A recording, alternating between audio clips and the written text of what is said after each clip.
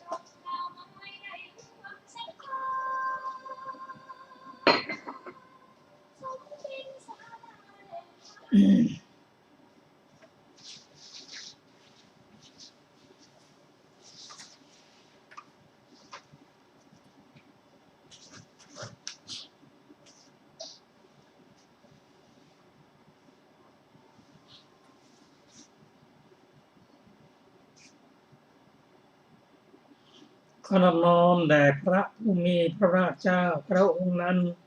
ซึ่งเป็นผู้ไกลจากกิเลสตรัสรู้ชอบได้โดยพระองค์เองสวัสดีครับท่านผู้ฟังที่เคารพครับท่านผู้ฟังกำลังรับฟังรายการศึกษาธรรมนำสุขมีเสนอให้ท่านผู้ฟังทุกวันศุกร์ตั้งแต่เวลา 14 นาฬิกาถึง 15 นาฬิกา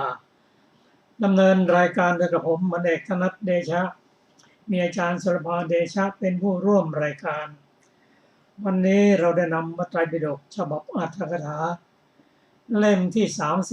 31 มาศึกษากันใน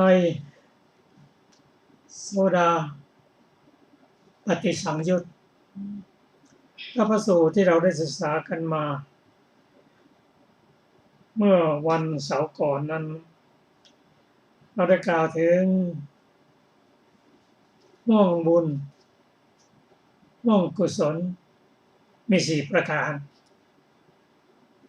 ห่วงบุญห่วงกุศลก็คือแหล่งของบุญกุศลที่เราปรารถนาจะสั่งสมไว้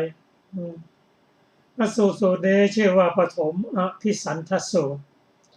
ว่าด้วยห่วงบุญกุศล4ประการด้วยกันก็พระพุทธเจ้าพระองค์ตรัสว่าภิกษุทั้งหลายห่วงบุญห่วงกุศลอันเป็นปัจจัยเป็นเหตุนำมาซึ่งความสุขมี4ประการบัชนัยคืออริยสาวกในธรรมวินัยนี้ประกอบด้วยความเลื่อมใสอันไม่หวั่นไหวในพระพุทธเจ้าไม่หวั่นไหวในพระธรรมไม่หวั่นไหวในพระสงฆ์และเป็นผู้ที่ ประกอบด้วยศีลที่พระอริยะใคร่แล้วเป็นไปเพื่อสมาธิเป็นห่วงบุญห่วงกุศลเป็นปัจจัยนำมาซึ่งความสุของค์ตรัสว่าดูก่อนภิกษุทั้งหลายห่วงบุญห่วงกุศลอันเป็นปัจจัยนำมาซึ่งความสุข4ประการนี่แหละ ก็ทุกคนปรารถนาความสุขหาแหล่งบุญแหล่งกุศลบางคนก็ตามหาแหล่งบุญแหล่งกุศลแต่ในที่นี้พระสูตรชุดนี้พระองค์ตรัสว่าแหล่งบุญแหล่งกุศลก็คือไม่หวั่นไหวในพระพุทธเจ้าด้วยการศึกษาบทสวดอิติปิโสที่เราสวดกันบ่อยๆในการศึกษาบทสวดสวากขาโตบทสุปฏิปันโนการอ่านครั้งแรกนั้นการศึกษาครั้งแรกนั้นถ้าเราไม่เข้าใจก็เป็นเพียงศึกษาด้วยสัญญาด้วยความจำในสีจำตัวหนังสือได้ระลึกได้ไม่ใช่ระลึกแต่จำได้แต่ถ้าเรามาศึกษาลึกซึ้งลงไปพวกการศึกษาด้วยการอ่านได้สัญญาเจตสิกนั่นยังไม่เพียงพอต้องประกอบด้วยฉันทะต้องประกอบด้วยฉันทะศึกษาไปนำมาตรึกมาตรงจนเกิดศรัทธาและเกิดปัญญามีความเคารพเลื่อมใสยิ่งนักในพระพุทธเจ้าในพระธรรมในพระสงฆ์อ่านบทบาลีให้เข้าใจและนำมาตรึกมาตรงด้วยปัญญาเรียกว่ามนสิการะและความเลื่อมใสศรัทธายิ่งเราศึกษามากเท่าไหร่ความเคารพเลื่อมใสในพระพุทธเจ้าในพระธรรมในพระสงฆ์ก็จะเพิ่มยิ่งขึ้นความเลื่อมใสนั้นประกอบด้วยปัญญาศรัทธานั้นเป็นตัวเจตสิกตัวหนึ่งเกิดขึ้นโดยจิตที่เป็นบุญแต่ถ้าประกอบด้วยปัญญาศรัทธานั้นก็เกิดเป็นความเลื่อมใสเคารพยิ่งในพระพุทธเจ้าในพระธรรมในพระสงฆ์มั่นคงไม่หวั่นไหวเหมือนภูผาหินใครจะชวนไปไหนก็ไม่ไปจะให้ทรัพย์สมบัติเท่าไรก็ไม่ยอมแม้ชีวิตก็ยังสละได้นี่คือความเคารพเลื่อมใสถ้าเราทำได้อย่างนี้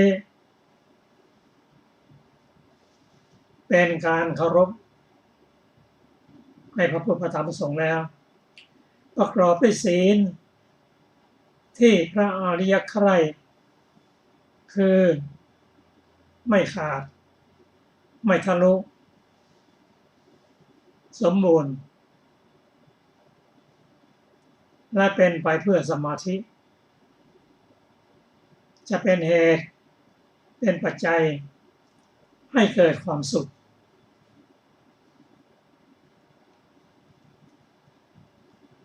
ก็บท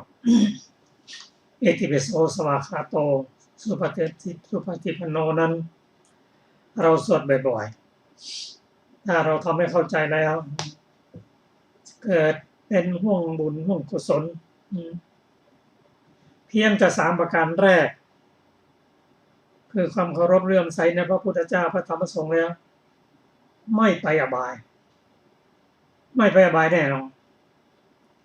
ทั้งที่ยังไม่เป็นพระโสดาบันนะจะไม่ไปอบายในชาติที่เรายังระลึกได้ถึงนั้นก่อนจะสิ้นชีวิตนั้นเรายังระลึกถึงคุณพระพุทธธรรมเจ้าประสงค์นั้นไม่ไปอบายแน่นอนแต่เมื่อไรเราระลึกไม่ได้ความเสี่ยงในอบายก็เกิดขึ้นต่อเมื่อไรเราเพิ่ม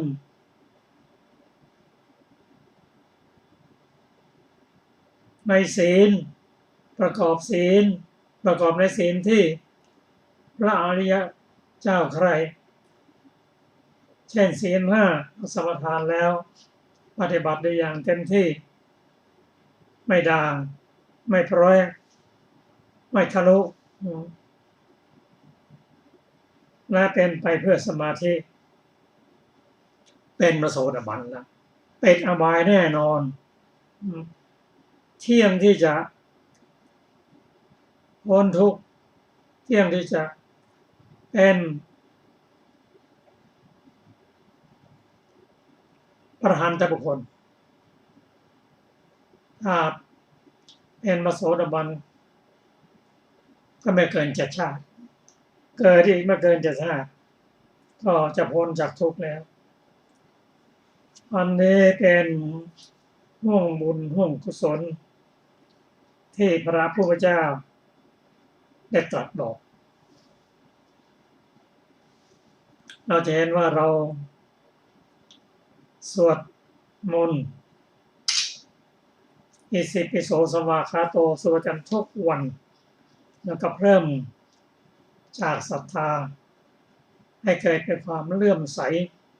ด้วยการศึกษาให้เข้าใจนำมาติดนำมาตรองแม้แต่บทอิติปิโสนั้นถ้าสวดแล้วเข้าใจแล้วจะเห็นว่าในโลกนี้ไม่มีใครจะปฏิบัติเทียบเท่าพระองค์ไม่มีใครเกินพระองค์บทอิติปิโสนั้นกินความหมายมาอย่างลึกซึ้งแต่ละบทตอนนั้นมีความหมายเท่านั้นไม่ใช่เป็นเรื่องเกิดขึ้นลอยๆแต่มีเหตุมีปัจจัยเพราะเหตุอย่างนี้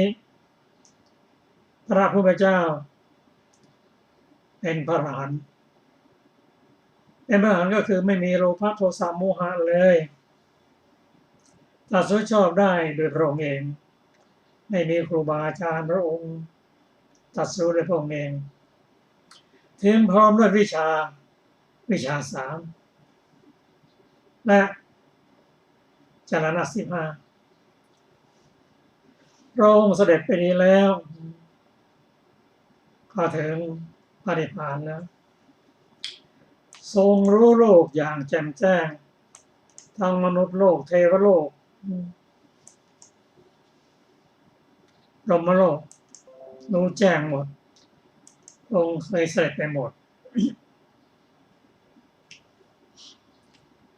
พระองค์เป็นผู้สามารถฝึกบุคคลที่พอจะฝึกได้นั่นก็คือฝึกบุคคลที่ไม่ใช่เป็นมิจฉาทิฏฐิที่ลึกเกินไปแต่สามัญทิฏฐินั้นพระองค์ตรัสสอนได้ไม่มีใครเสียเท่าหรอก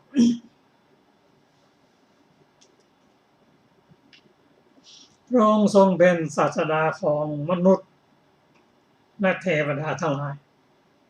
องค์เคยเสด็จ ไปยังเทวโลกพรหมโลกไปสั่งสอนเทวดาและพรหมผู้ซึ่งพรหมรู้สึกว่าเราเป็นพระอรหันต์แล้วไม่มีอะไรแล้วจบพระองค์มาตรัสสอนให้ได้เข้าถึงความสิ้นทุกข์ที่แท้จริงพระองค์เป็นศาสดาของเทวดาและมนุษย์ทั้งหลายเป็นผู้รู้ผู้ตื่นผู้เบิกบานได้ธรรมเป็นผู้มีความจำเริญจำแนกธรรมว่าทางนี้ควรไปทางนี้ไม่ควรไปทางเหล่านี้เป็นไปในอบาย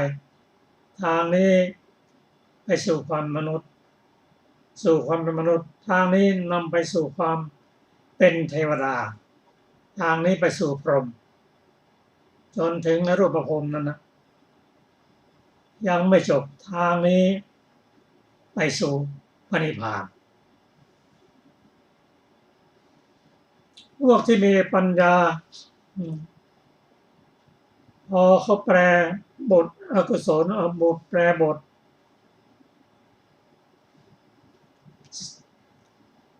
ของอิติปิโสพอจบแล้วเขาที่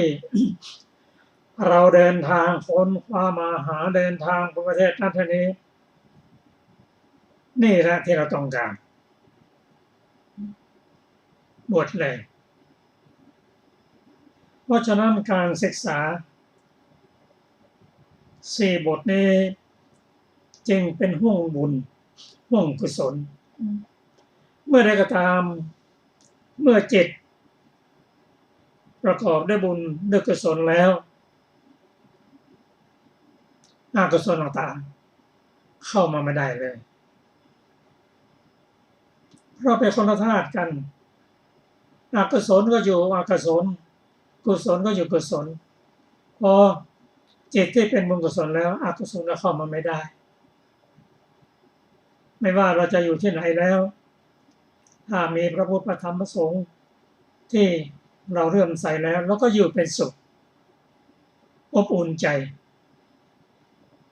มีพระพุทธพระธรรมพระสงฆ์เป็นที่พึ่ง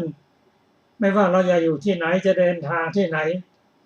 จะอยู่คนเดียวหรืออยู่หลายคนหรือในที่ขับขันจนจะสิ้นชีวิตเราก็อบอุ่นใจมั่นใจว่าจิตเราเป็นบุญกุศลแล้วเมื่อใดก็ตามเมื่อจิตเป็นบุญกุศลสุขติเป็นหวังได้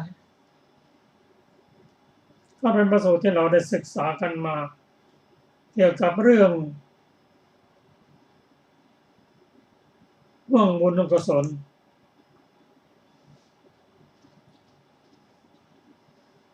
แม้แต่เทวดาซึ่งพอรู้แล้วก็เริ่มศึกษาไม่เข้าใจถึงเรื่องบุญกุศล4 ประการเรียกว่าเทวบทนำเทวดามาศึกษา4 อย่างนี้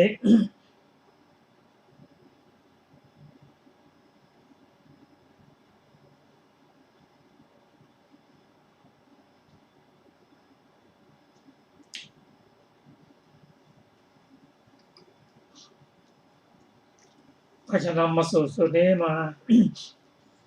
ศึกษาร่วมกับผู้ฟังพระองค์ตรัสว่าเทวบทของพวกเทพ4 ประการนี้เพื่อความบริสุทธิ์ของสัตว์ทั้งหลายผู้ที่ยังไม่บริสุทธิ์ก็จะบริสุทธิ์ขึ้นผ่องแผ้วขึ้นกับบท10 ประการนี้ซึ่งอริยสาวกในธรรมวินัยนี้ประกอบด้วยความเลื่อมใสไม่หวั่นไหวในพระพุทธเจ้าว่าด้วยการศึกษาบทอิติปิโสให้เข้าใจ ในพระธรรมด้วยการศึกษาสวากขาโตให้เข้าใจสุปฏิปันโนด้วยการศึกษาถึงสุปฏิปันโนให้เข้าใจ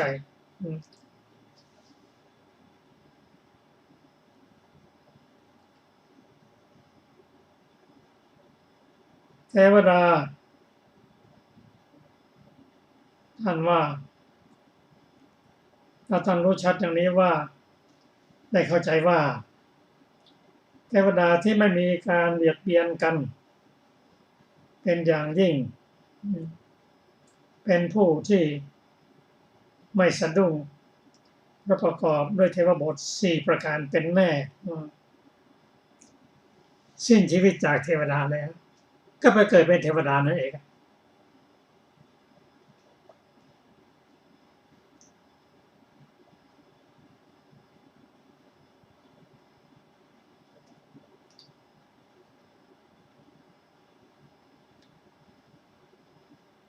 เทวดานั้นประกอบด้วยธรรมคือเทวบทอยู่เป็นเทวบทของพวกเทพ4ประการความบริสุทธิ์ของสัตว์และผู้ยังไม่บริสุทธิ์เพื่อความผ่องแผ้วของสัตว์ทั้งหลายผู้ยังไม่ผ่องแผ้วก็ผ่องแผ้วขึ้นเราจะเห็นว่าบทสวดอิติปิโสอิติปิโสสวากขาโตและสุปฏิปันโนนั้นเป็นยอดแห่งห่วงบุญห่วงกุศลเราจึงไม่สงสัยว่าที่พระโสองค์เจ้าท่านสวดมนต์จะต้องมีบทสวดทั้ง4นี้คือทั้ง3นี้คืออิติปิโสสวากขาโตและสุปฏิปันโนถ้าเราจะมาศึกษาถึงเรื่องนี้ในพระสูตรต่อไปก็คือสภาคตสูตรก็ขอเชิญอาจารย์สุรภา สวัสดีค่ะท่านผู้ฟังทุกท่านสภาคตสูตรเทวดาสรรเสริญผู้ประกอบด้วยธรรม4ประการดูก่อนภิกษุทั้งหลายเทวดาทั้งหลายปลื้มใจไปสู่ที่ประชุมแล้วกล่าวถึงบุคคลผู้ประกอบด้วยธรรม4ประการธรรม4ประการเป็นไฉนอริยสาวกในธรรมวินัยนี้ประกอบด้วยความเลื่อมใสอันไม่หวั่นไหวในพระพุทธเจ้าว่าแม้เพราะเหตุนี้พระผู้มีพระภาคเจ้านั้นจนถึงเป็นผู้จำแนกธรรมเทวดาเหล่าใดประกอบด้วยความเลื่อมใสอันไม่หวั่นไหวในพระพุทธเจ้า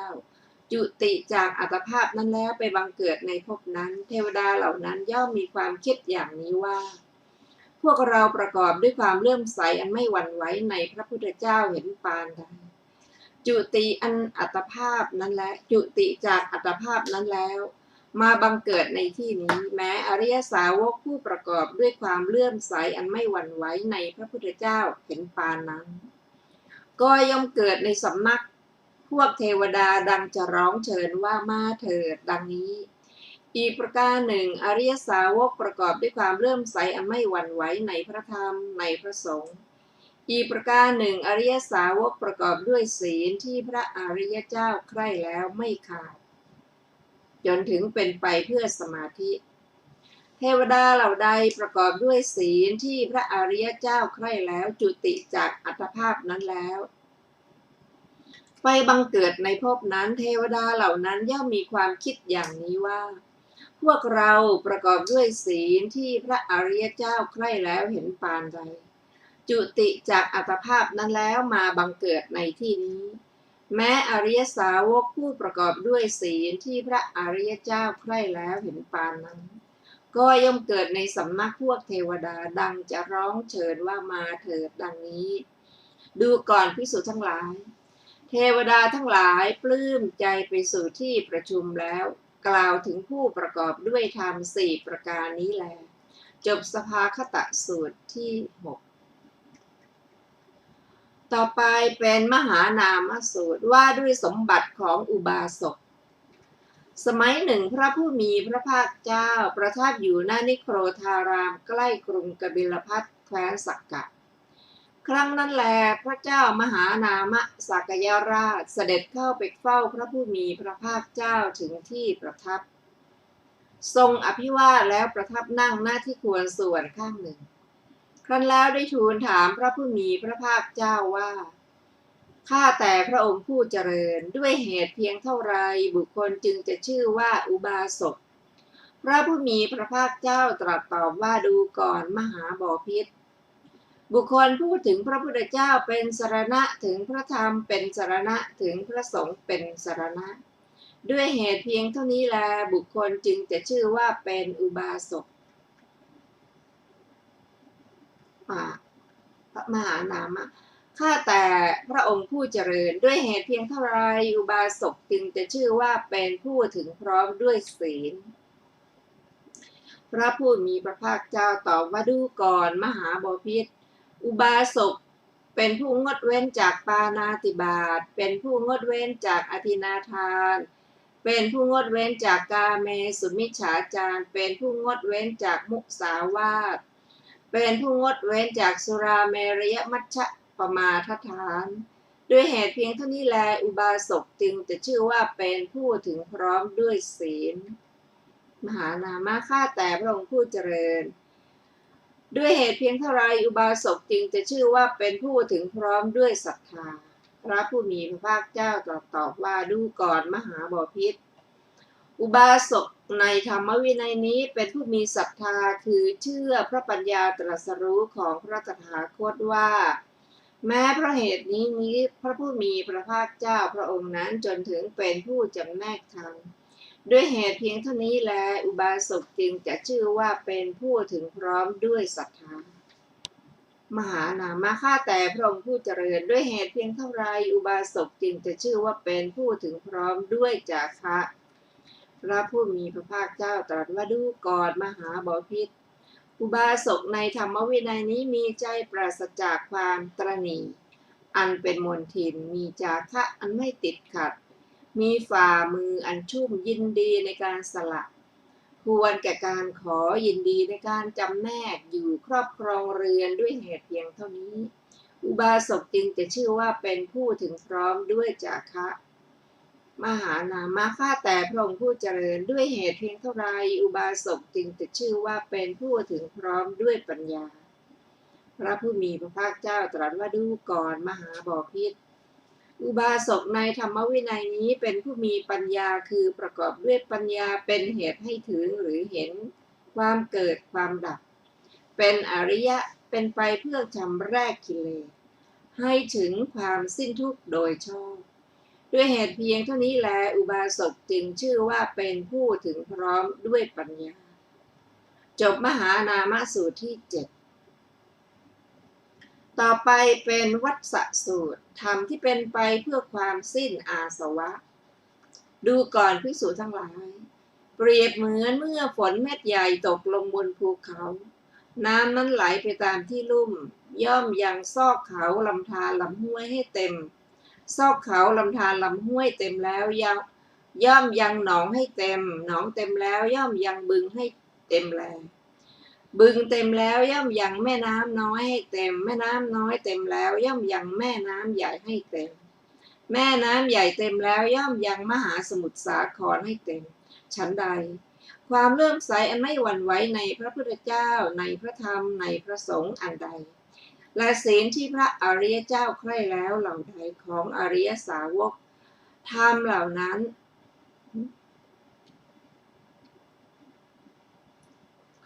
ยังเป็นไป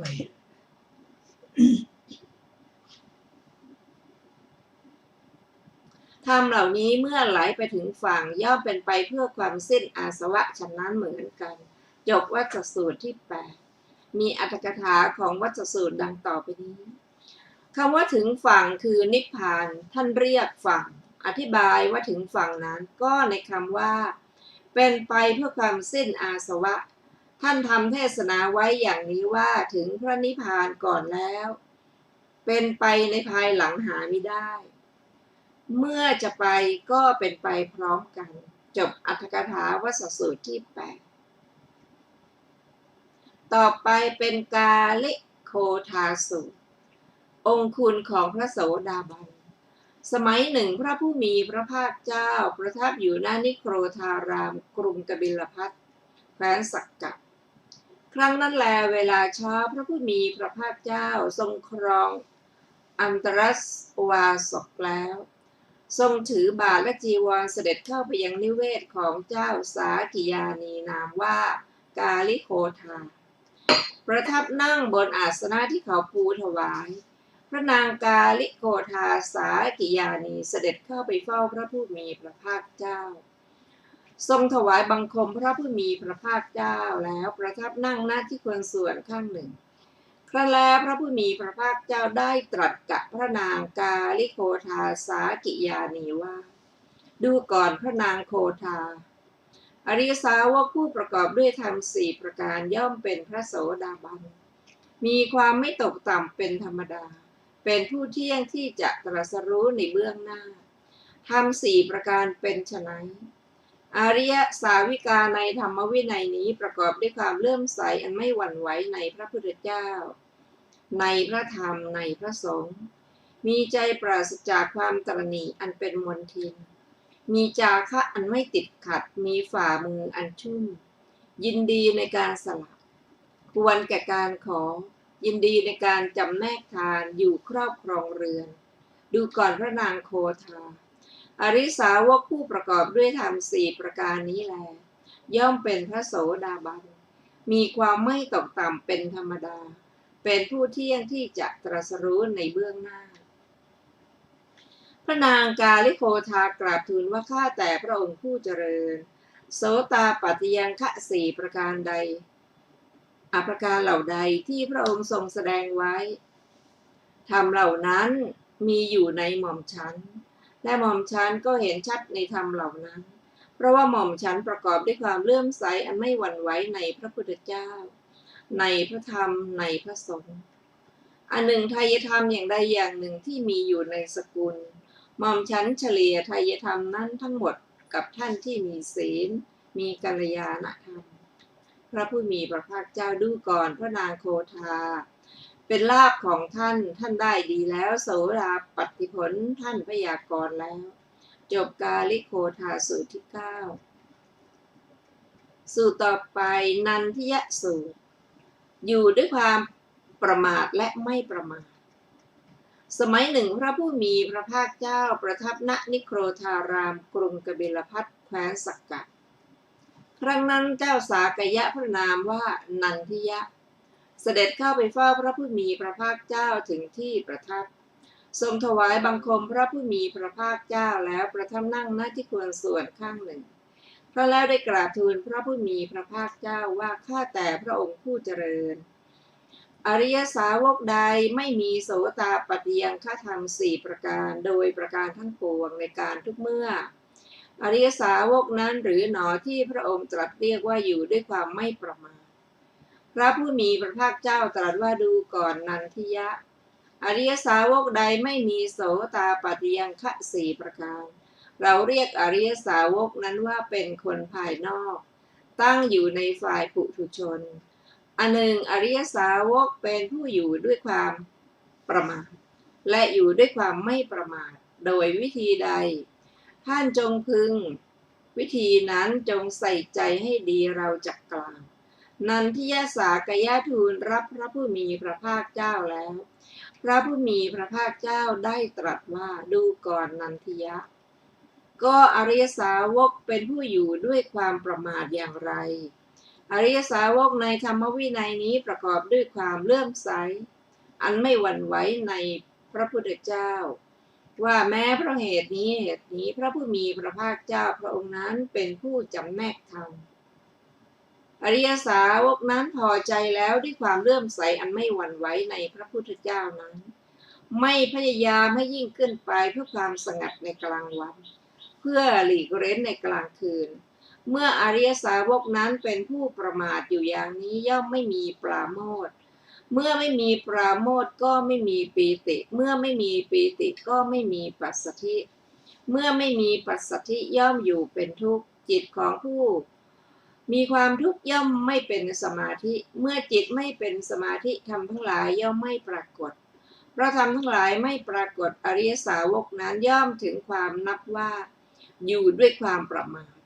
อีกประการหนึ่งอริยสาวกประกอบด้วยความเลื่อมใสอันไม่หวั่นไหวในพระธรรมในพระสงฆ์ประกอบด้วยศีลที่พระอริยเจ้าใคร่แล้วไม่ขาดเป็นไปเพื่อสมาธิอริยสาวกนั้นพอใจแล้วด้วยศีลที่พระอริยเจ้าใคร่แล้วไม่พยายามให้ยิ่งขึ้นเพื่อความสงัดในกลางวันเพื่อหลีกเร้นในกลางคืนเมื่ออริยสาวกนั้นเป็นผู้ประมาทอยู่อย่างนี้ย่อมไม่มีปราโมทย์เมื่อไม่มีปราโมทย์ก็ไม่มีปีติเมื่อไม่มีปีติก็ไม่มีปัสสัทธิเมื่อไม่มีปัสสัทธิย่อมอยู่เป็นทุกข์จิตของผู้มีความทุกข์ย่อมไม่มีสมาธิเมื่อจิตไม่เป็นสมาธิธรรมทั้งหลายย่อมไม่ปรากฏเพราะธรรมทั้งหลายไม่ปรากฏอริยสาวกนั้นย่อมถึงความนับว่าอยู่ด้วยความประมาทดูก่อนนันทิยะอริยสาวกผู้เป็นผู้อยู่ด้วยความประมาทอย่างนี้แลดูก่อนนันทิยะก็อริยสาวกผู้อยู่ด้วยความไม่ประมาทอย่างไรอริยสาวกในธรรมวินัยนิยมประกอบด้วยความเลื่อมใสอันไม่หวั่นไหวในพระพุทธเจ้าว่าแม้เพราะเหตุนี้พระผู้มีพระภาคเจ้าพระองค์นั้นจนถึงเป็นผู้จำแนกธรรมอริยสาวกนั้นยังไม่พอใจด้วยความเลื่อมใสอันไม่หวั่นไหวในพระพุทธเจ้านั้นพยายามให้ยิ่งขึ้นเพื่อความสงัดในกลางวันเพื่อหลีกเร้นในกลางคืนเมื่ออริยสาวกนั้นเป็นผู้ไม่ประมาทอยู่อย่างนี้ย่อมเกิดปราโมทย์เมื่อเกิดปราโมทย์ย่อมเกิดปีติเมื่อมีใจกอบด้วยปีติกายย่อมสงบผู้มีกายสงบย่อมได้เสวยสุขจิตของผู้มีความสุขย่อมเป็นสมาธิเมื่อจิตเป็นสมาธิธรรมทั้งหลายย่อมปรากฏเพราะธรรมทั้งหลายปรากฏอริยสาวกนั้นย่อมถึงความนับว่าอยู่ด้วยความไม่ประมาทอีกประการหนึ่งอริยสาวกประกอบด้วยความเลื่อมใสอันไม่หวั่นไหวในพระธรรมในพระสงฆ์ประกอบด้วยศีลที่พระอริยเจ้าใคร่แล้วไม่ขาดและก็ความอื่นๆเป็นไปเพื่อสมาธิอริยสาวกนั้นยังไม่พอใจด้วยศีลที่พระอริยเจ้าใคร่แล้วพยายามให้ยิ่งขึ้นไปเพื่อความสงัดในกลางวันเพื่อหลีกเร้นในกลางคืนเมื่ออริยสาวกนั้นเป็นผู้ไม่ประมาทอยู่อย่างนี้ย่อมเกิดปราโมทย์เมื่อเกิดปราโมทย์ย่อมเกิดปีติเมื่อมีใจกอบด้วยปีติกายย่อมสงบผู้มีกายสงบย่อมได้เสวยสุขจิตของผู้มีความสุขย่อมเป็นสมาธิเมื่อจิตเป็นสมาธิธรรมทั้งหลายย่อมปรากฏอริยสาวกนั้นย่อมถึงความนับว่าอยู่ด้วยความไม่ประมาทดูก่อนนันทิยะอริยสาวกเป็นผู้อยู่ด้วยความไม่ประมาทอย่างนี้แหละจบนันทิยสูตรที่10และจบปุญญาภิสันทวรรคที่4มีอรรถกถาดังต่อไปนี้คำว่าเพื่อความสงัดในกลางวันเพื่อหลีกเร้นในกลางคืนความว่ากลางวันสงัดกลางคืนหลีกเร้นคำว่าธรรมทั้งหลายย่อมไม่ปรากฏคือธรรมคือสมถะและวิปัสสนาย่อมไม่เกิดขึ้นคำที่เหลือในบททั้งปวงมีเนื้อความตื้นทั้งนั้นแลก็จบอรรถกถานันทิยสูตรที่10และจบปุญญาภิสันทวรรควรรณนาที่4รวมพระสูตรที่อยู่ในวรรคนี้ที่เราได้ศึกษาก็มีด้วยกัน10สูตรด้วยกันพร้อมทั้งอรรถกถาต่อไปจะเป็นสคาทกะปุญญาภิสันทวรรคที่5มีสูตรแรกชื่อว่าปฐมอภิสันทสูตรห่วงบุญกุศล4ประการดูก่อนภิกษุทั้งหลายห่วงบุญห่วงกุศลอันเป็นปัจจัยนำมาซึ่งความสุข4ประการนี้4ประการเป็นไฉนอริยสาวกในธรรมวินัยนี้ประกอบด้วยความเลื่อมใสอันไม่หวั่นไหวในพระพุทธเจ้าว่าแม้เพราะเหตุนี้พระผู้มีพระภาคเจ้าพระองค์นั้นเป็นพระอรหันต์จนถึงเป็นผู้จำแนกธรรมนี้เป็นห่วงบุญห่วงกุศลอันนำมาซึ่งความสุขประการที่1อีกประการหนึ่งอริยสาวกประกอบด้วยความเลื่อมใสอันไม่หวั่นไหวในพระธรรมนี้เป็นห่วงบุญห่วงกุศลอันนำมาซึ่งความสุขประการที่2 อีกประการหนึ่งอริยสาวกประกอบด้วยความเลื่อมใสอันไม่หวั่นไหวในพระสงฆ์นี้เป็นห่วงบุญห่วงกุศลอันนำมาซึ่งความสุขประการที่สามอีกประการหนึ่งอริยสาวกประกอบด้วยศีลที่พระอริยเจ้าใคร่แล้วไม่ขาดจนถึงเป็นไปเพื่อสมาธินี้เป็นบุญห่วงกุศลอันนำมาซึ่งความสุขประการที่สี่ ดูก่อนภิกษุทั้งหลายห่วงบุญห่วงกุศลอันเป็นปัจจัยนำมาซึ่งความสุขสี่ประการนี้แหละ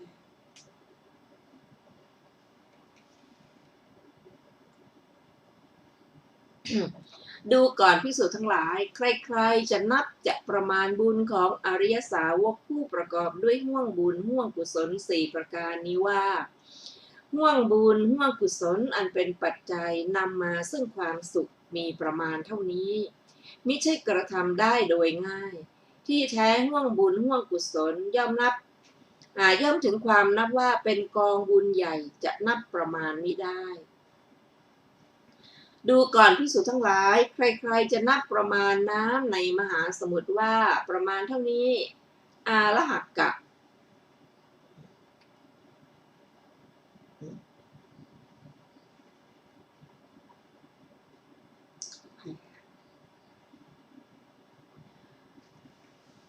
หรือ100อาละหักกะ1,000อาละหักกะ100,000อาละหักกะมิใช่กระทำได้โดยง่ายที่แท้น้ำย่อมถึงความนับว่าเป็นกองน้ำใหญ่จะนับจะประมาณไม่ได้แม้ฉันใดใครๆจะนับจะประมาณบุญของอริยสาวกผู้ประกอบด้วยห่วงบุญห่วงกุศลสี่ประการนี้ว่าห่วงบุญห่วงกุศลอันเป็นปัจจัยนำมาซึ่งความสุขมีประมาณเท่านี้มิใช่กระทำได้โดยง่ายที่แท้ห่วงบุญห่วงกุศลย่อมถึงความนับว่าเป็นกองบุญใหญ่จะนับจะประมาณไม่ได้ฉะนั้นเหมือนกันพระผู้มีพระภาคเจ้าได้ตรัสพระพุทธพจน์นี้ว่าแม่น้ำเป็นอันมากที่หมู่หรือคณะนรชนอาศัยแล้วไหลไปยังสาครทะเลหลวงซึ่งจะประมาณไม่ได้เป็นที่ขังน้ำอย่างใหญ่มีสิ่งที่น่ากลัวมากเป็นที่อยู่ของหมู่รัตนะฉันใดสายทานแห่งบุญย่อมไปสู่นรชนผู้เป็นบัณฑิตผู้ให้ข้าวน้ำผ้าที่นอนที่นั่งและเครื่องปูลาดเหมือนแม่น้ำไหลไปสู่สาครฉะนั้นเหมือนกันจบปฐมอภิสันทสูตรที่หนึ่งอรรถกถาของปฐมอภิสันทสูตรมีดังต่อไปนี้พึงทราบอธิบายในปฐมอภิสันทสูตรที่หนึ่งแห่งสคาทกะปุญญาภิสันทวรรคที่ห้าคำว่าอสังขยโยคือไม่สิ้นไปด้วยการนับตามสลากก็การนับกองบุญนี้ย่อมไม่มีด้วยอำนาจการประกอบคำว่ามีสิ่งที่น่ากลัวมากคือมีสิ่งที่น่ากลัวมากด้วยอำนาจอารมณ์ที่น่ากลัวทั้งที่มีวิญญาณและไม่มีวิญญาณคำว่าปุถูคือมากคำว่าไหลไปคือหลังอยู่คำว่าอุปยันติได้แก่เข้าไปอยู่จบปฐมอภิสันทสูตรที่หนึ่ง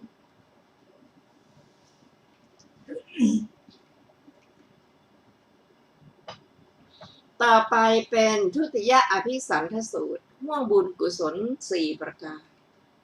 ดูก่อนภิกษุทั้งหลายห่วงบุญห่วงกุศลอันเป็นปัจจัยนำมาซึ่งความสุขสี่ประการนี้สี่ประการเป็นไฉนอริยสาวกในธรรมวินัยนี้ประกอบด้วยความเลื่อมใสอันไม่หวั่นไหวในพระพุทธเจ้าว่าแม้เพราะเหตุนี้พระผู้มีพระภาคเจ้าพระองค์นั้นจนถึงเป็นผู้จำแนกธรรมนี้เป็นห่วงบุญห่วงกุศลอันนำมาซึ่งความสุขประการที่หนึ่งอีกประการหนึ่งอริยสาวกประกอบด้วยความเลื่อมใสอันไม่หวั่นไหวในพระธรรมนี้เป็นห่วงบุญห่วงกุศลอันนำมาซึ่งความสุขประการที่สองอีกประการหนึ่งอริยสาวกประกอบด้วยความเลื่อมใสอันไม่หวั่นไหวในพระสงฆ์นี้เป็นห่วงบุญห่วงกุศลอันนำมาซึ่งความสุขประการที่สามอีกประการหนึ่งอริยสาวกมีใจปราศจากความตระหนี่อันเป็นมลทินมีจาคะอันไม่ติดขัด มีฝ่ามืออันชุ่มยินดีในการสละควรแก่การขอยินดีในการจำแนกทานอยู่ครอบครองเรือนนี้เป็นห่วงบุญห่วงกุศลอันนำมาซึ่งความสุขประการที่สี่ดูก่อนภิกษุทั้งหลายห่วงบุญห่วงกุศลอันเป็นปัจจัยนำมาซึ่งความสุขสี่ประการนี้แลดูก่อนภิกษุทั้งหลายใครๆจะนับจะประมาณบุญของอริยสาวกผู้ประกอบด้วยห่วงบุญห่วงกุศลสี่ประการนี้ว่าห่วงบุญห่วงกุศลอันเป็นปัจจัยนำมาซึ่งความสุขมีประมาณเท่านี้มิใช่กระทำได้โดยง่ายที่แท้ห่วงบุญห่วงกุศลย่อมถึงความนับว่าเป็นกองบุญใหญ่จะนับจะประมาณมิได้ดูก่อนภิกษุทั้งหลายมหานาทีเหล่านี้คือแม่น้ำคงคายมุนาอจิรวดีสารภูมหิย่อมไหลเรื่อยไปที่ปากน้ำใดจะนับจะประมาณน้ำที่ปากน้ำนั้นว่าประมาณเท่านี้อาละหักกะหรือร้อยอาละหักกะพันอาละหักกะแสนอาละหักกะมิใช่กระทำได้โดยง่ายที่แท้แม่น้ำย่อมถึงความนับว่าเป็นกองน้ำใหญ่จะนับจะประมาณไม่ได้แม้ฉันใดใครๆจะนับจะประมาณบุญของอริยสาวกผู้ประกอบด้วยห่วงบุญห่วงกุศลประการนี้ว่าห่วงบุญห่วงกุศลอันเป็นปัจจัยนำมาซึ่งความสุขมีประมาณเท่านี้ไม่ใช่กระทำได้โดยง่ายที่แท้ห่วงบุญห่วงกุศลย่อมถึงความนับว่าเป็นกองบุญใหญ่จะนับจะปริมาณไม่ได้ฉะนั้นเหมือนกันพระผู้มีพระภาคเจ้าได้ตรัสพระพุทธพจน์นี้ว่าแม่น้ำเป็นอันมากที่หมู่คือคณะนรชนอาศัยแล้วย่อมไหลไปสู่สาครทะเลหลวงซึ่งจะประมาณไม่ได้เป็นที่ขังน้ำอย่างใหญ่มีสิ่งที่น่ากลัวมากเป็นที่อยู่ของรัตนะฉันใดสายทานแห่งบุญย่อมไหลไปสู่นรชนผู้เป็นบัณฑิตผู้ให้ข้าวน้ำผ้าที่นอนและ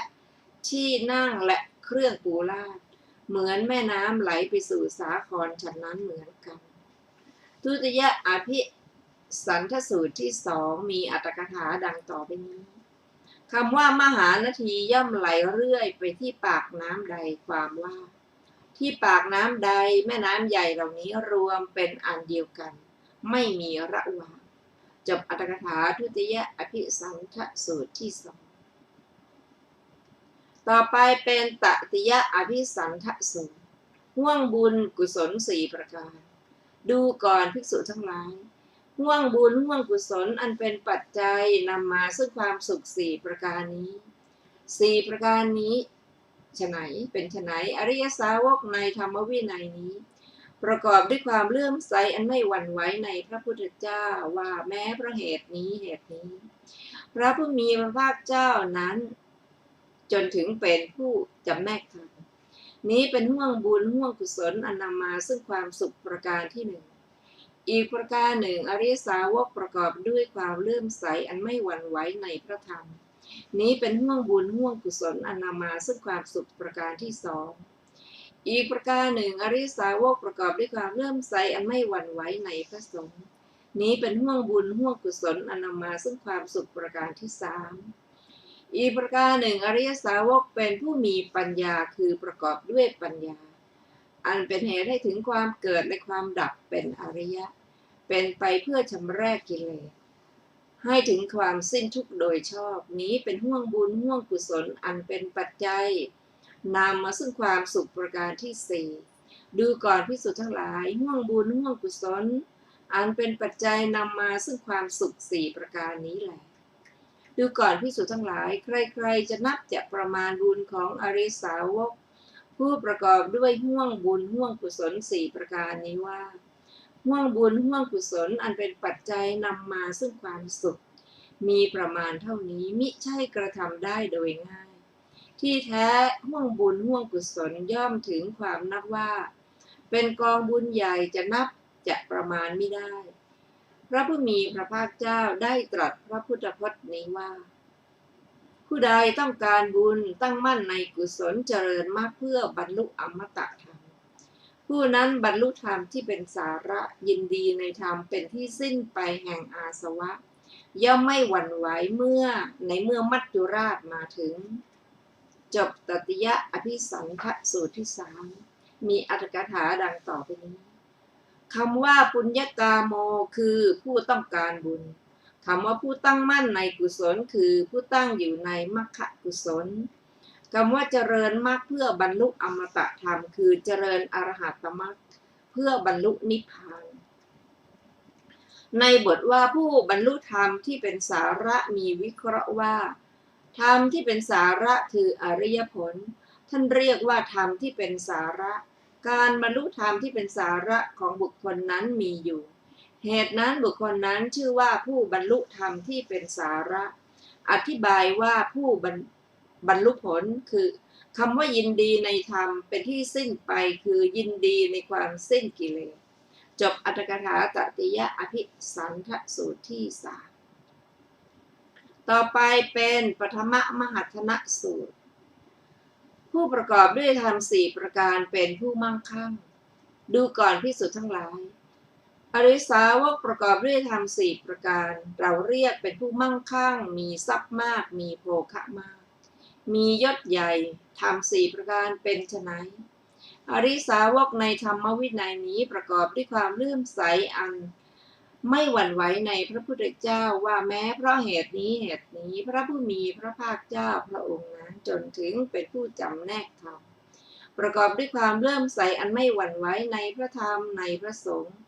ประกอบด้วยศีลที่พระอริยเจ้าใคร่แล้วไม่ขาดเป็นไปเพื่อสมาธิดูก่อนภิกษุทั้งหลายอริยสาวกประกอบด้วยธรรม4ประการนี้แลเราเรียกว่าเป็นผู้มั่งคั่งมีทรัพย์มากมีโภคะมากมียศใหญ่จบปฐมมหัฒนสูตรที่4อรรถกถาของสูตรนี้มีดังต่อไปนี้คำว่าเป็นผู้มั่งคั่งมีทรัพย์มากคือผู้มั่งคั่งและทรัพย์มากด้วยอริยทรัพย์7อย่างผู้มีโภคะมากด้วยโภคะนั้นนั่นแหละคำที่เหลือในที่ทั้งปวงตื้นทั้งนั้นแหละจบอรรถกถาปฐมมหัฒนสูตรที่4และจบสคาทกะปุญญาภิสันทววรรณนาที่5ต่อไปเป็นทุติยมหัฒนสูตรผู้ประกอบด้วยธรรม4ประการเป็นผู้มั่งคั่งดูก่อนภิกษุทั้งหลายอริยสาวกผู้ประกอบด้วยธรรม4ประการเราเรียกว่าเป็นผู้มั่งคั่งมีทรัพย์มากมีโภคะมากมียศใหญ่ธรรม4ประการเป็นไฉนอริยสาวกในธรรมวินัยนี้ประกอบด้วยความเลื่อมใสอันไม่หวั่นไหวในพระพุทธเจ้าว่าแม้เพราะเหตุนี้พระผู้มีพระภาคเจ้าพระองค์นั้นจนถึงเป็นผู้จำแนกธรรมประกอบด้วยความเลื่อมใสอันไม่หวั่นไหวในพระธรรมในพระสงฆ์เป็นผู้มีปัญญาจนถึงให้ถึงความสิ้นทุกข์โดยชอบดูก่อนภิกษุทั้งหลายอริยสาวกผู้ประกอบด้วยธรรม4ประการนี้แลเราเรียกว่าเป็นผู้มั่งคั่งมีทรัพย์มากมีโภคะมากมียศใหญ่จบทุติยมหัฒนสูตรที่5ต่อไปเป็นภิกขุสูตรองค์คุณของพระโสดาบันดูก่อนภิกษุทั้งหลายอริยสาวกประกอบด้วยธรรม4ประการย่อมเป็นพระโสดาบันมีความไม่ตกต่ำเป็นธรรมดาเป็นผู้เที่ยงที่จะตรัสรู้ในเบื้องหน้าธรรม4ประการเป็นไฉนอริยสาวกในธรรมวินัยนี้ประกอบด้วยความเลื่อมใสอันไม่หวั่นไหวในพระพุทธเจ้าในพระธรรมในพระสงฆ์ประกอบด้วยศีลที่พระอริยเจ้าใคร่แล้วไม่ขาดเป็นไปเพื่อสมาธิดูก่อนภิกษุทั้งหลายอริยสาวกผู้ประกอบด้วยธรรม4ประการนี้แลย่อมเป็นพระโสดาบันมีความไม่ตกต่ำเป็นธรรมดาเป็นผู้เที่ยงที่จะตรัสรู้ในเบื้องหน้าจบภิกขุสูตรที่6ต่อไปเป็นนันทิยสูตรผู้ประกอบด้วยธรรม4ประการเป็นพระโสดาบันกบิลพัสนิพพานพระผู้มีพระภาคเจ้าได้ตรัสกับเจ้าสากยะนันทิยะผู้ประทับนั่งที่ควรส่วนข้างหนึ่งว่าดูก่อนนันทิยะอริยสาวกผู้ประกอบด้วยธรรม4ประการย่อมเป็นพระโสดาบันมีความไม่ตกต่ำเป็นธรรมดา เป็นผู้เที่ยงที่จะตรัสรู้ในเบื้องหน้าธรรมสี่ประการเป็นไฉนอริยสาวกในธรรมวินัยนี้ประกอบด้วยความเลื่อมใสอันไม่หวั่นไหวในพระพุทธเจ้าในพระธรรมในพระสงฆ์ประกอบด้วยศีลที่พระอริยเจ้าใคร่แล้วไม่ขาดเป็นไปเพื่อสมาธิดูก่อนนันทิยะอริยสาวกผู้ประกอบด้วยธรรมสี่ประการนี้แลย่อมเป็นพระโสดาบันมีความไม่ตกต่ำเป็นธรรมดาเป็นผู้เที่ยงที่จะตรัสรู้ในเบื้องหน้าจบนันทิยสูตรที่ 7ต่อไปเป็นพัทยสูตรผู้ประกอบด้วยธรรมสี่ประการเป็นพระโสดาบันกบิลพัทนิทานพระผู้มีพระภาคเจ้าได้ตรัสกับเจ้าสากยะพัทยะผู้ประทับนั่งณที่ควรส่วนข้างหนึ่งว่าดูก่อนพัทยะอริยสาวกผู้ประกอบด้วยธรรมสี่ประการย่อมเป็นพระโสดาบันมีความไม่ตกต่ำเป็นธรรมดาอริยสาวกผู้ประกอบด้วยธรรมสี่ประการนี้แลย่อมเป็นพระโสดาบันมีความไม่ตกต่ำเป็นธรรมดาเป็นผู้เที่ยงที่จะตรัสรู้ในเบื้องหน้าจบพัทยสูตรที่ 8ต่อไปเป็นมหานามสูตรผู้ประกอบด้วยธรรมสี่ประการเป็นพระโสดาบันกบิลพัทนิทานพระผู้มีพระภาคเจ้าได้ตรัสกับพระเจ้ามหานามสักยราชผู้ประทับนั่งณที่ควรส่วนข้างหนึ่งว่าดูก่อนมหาบพิตรอริยสาวกผู้ประกอบด้วยธรรมสี่ประการย่อมเป็นพระโสดาบันมีความไม่ตกต่ำเป็นธรรมดาอริยสาวกผู้ประกอบด้วยธรรมสี่ประการนี้แลย่อมเป็นพระโสดาบันมีความไม่ตกต่ำเป็นธรรมดาเป็นผู้เที่ยงที่จะตรัสรู้ในเบื้องหน้าจบมหานามสูตรที่ 9ต่อไปเป็นโสดาปัตติยังคะสูตรโสตาปัตติยังคะสี่ประการดูก่อนภิกษุทั้งหลายโสตาปัตติยังคะสี่ประการนี้สี่ประการเป็นไฉนคือการคบสัตว์บุรุษหนึ่งการฟังธรรมของสัตว์บุรุษหนึ่งการทำไว้ในใจโดยแยกคายหนึ่งการปฏิบัติธรรมสมควรแก่ธรรมหนึ่งดูก่อนภิกษุทั้งหลายโสตาปัตติยังคะสี่ประการนี้แลจบโสตาปัตติยังคะสูตรที่ 10และจบสคทกะปุญญาภิสันทวรรคที่ 5รวมพระสูตรที่ได้ศึกษาในวรรคนี้มีทั้งหมดด้วยกัน10สูตรด้วยกันพร้อมทั้งอรรถธรรมท่านผู้ฟังที่เคารพค่ะวันนี้รายการศึกษาธรรมนำสุขก็ได้หมดเวลาลงแล้วขอขอบพระคุณทุกท่านที่ได้ร่วมศึกษาด้วยกันเราจะมาพบกันใหม่ในวันพรุ่งนี้วันเสาร์นะคะเวลา 15 นาฬิกาเป็นต้นไปขอท่านผู้ฟังทุกท่านมีความสุขความเจริญในธรรมยิ่งๆค่ะวันนี้สวัสดีค่ะ